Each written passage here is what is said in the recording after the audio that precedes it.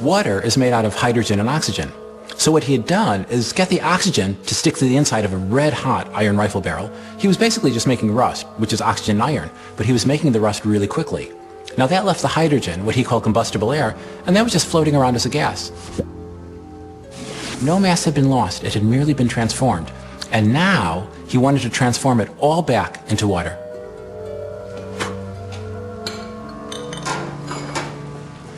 This is only the beginning. In the next few months, I hope to demonstrate that I can recombine this combustible air with vital air and transform them both back into water. I will recreate exactly the same amount of water that was lost here in this process. It is my hope to complete the cycle, water into gas, into water, and not a drop lost. For a long time, Lavoisier had suspected that the exact amount of matter, the mass, involved in any transformation was always conserved. But to prove this, he had to perform thousands of experiments, and he had to do the measurements with incredible accuracy. That's where his great wealth from being a tax collector came in. He could afford to commission the most sensitive instruments ever built. He became obsessed with accuracy.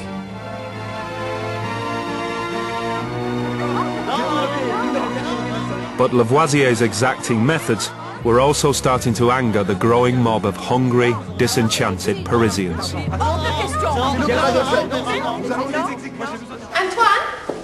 Antoine? Oh, wake up, Antoine! I'm sorry. What time is it?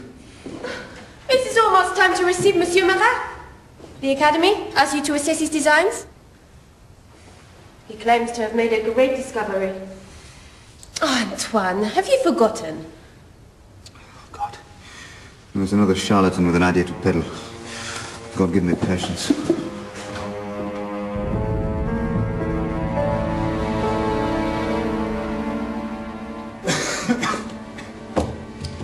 Monsieur Marat. Monsieur, I have invented a device which projects an image of the substance of fire onto a screen. You see? When a lantern is shone through a flame, we see a shimmering pattern above the flame. My device renders the substance of fire visible. Have you collected it, this substance of fire? Have you trapped it and measured it? Well, no, but one can see it. I'm sorry, in the absence of exact measurements, of precise observations, without rigorous reasoning, one can only be engaging in conjecture, so this is not science. I am not given to conjecture, monsieur. Really, no. If you will excuse me, I am extremely busy today, but thank you. Thank you. So that is all? Then good day, monsieur!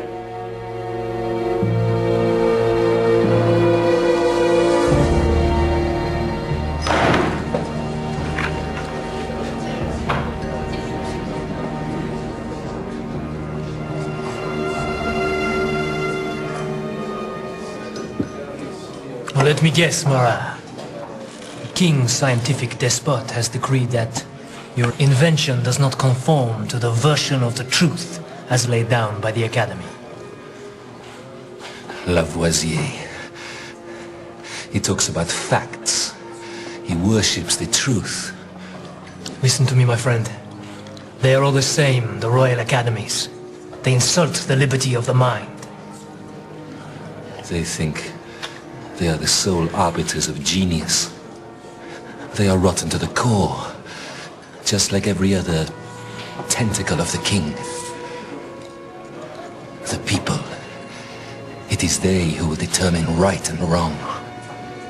Don't worry. In my next pamphlet, I will expose this persecutor of yours.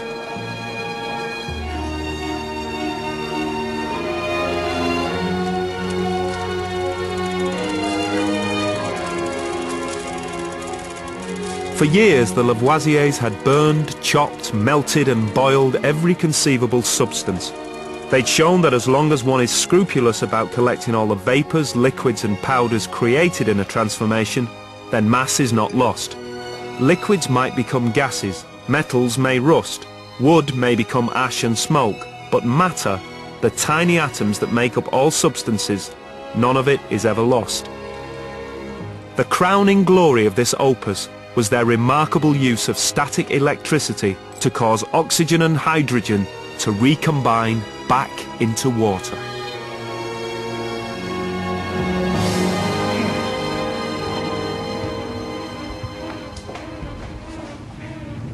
What is happening?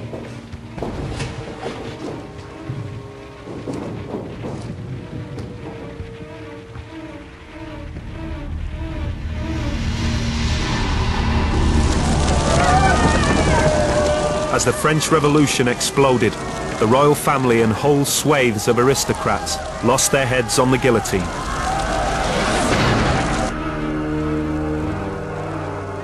To the French revolutionaries of 1790, Lavoisier meant one thing and one thing only. He was the despised tax collector who built that wall around Paris. Lavoisier's job as a tax collector brought him under suspicion. He was denounced by a failed scientist turned radical journalist, Jean-Paul Marat.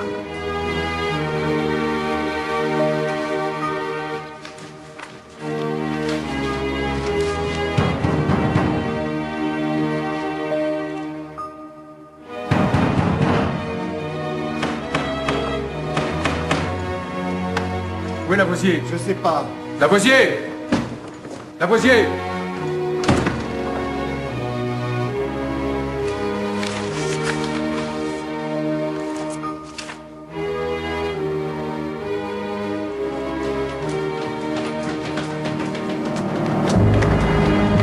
Lavoisier!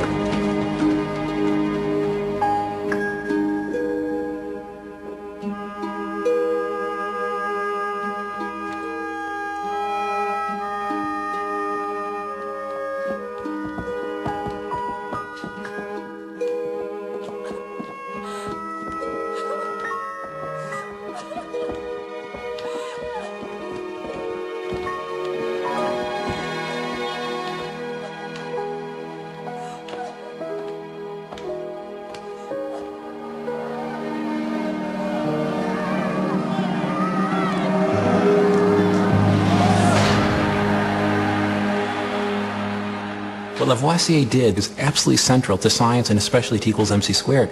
Because what he said is if you take a bunch of matter, you can break it apart, you can recombine it, you can do anything to it, and the stuff of the matter won't go away. If the mob burned Paris to the ground, utterly razed it, shattered the bricks into rubble and dust, and burned the buildings into ashes and smoke, turns out if you put a huge dome over Paris and weighed all the smoke and all the ashes and all the rubble, it would add up to the exact same weight as the original city and the air around it before. Nothing disappears.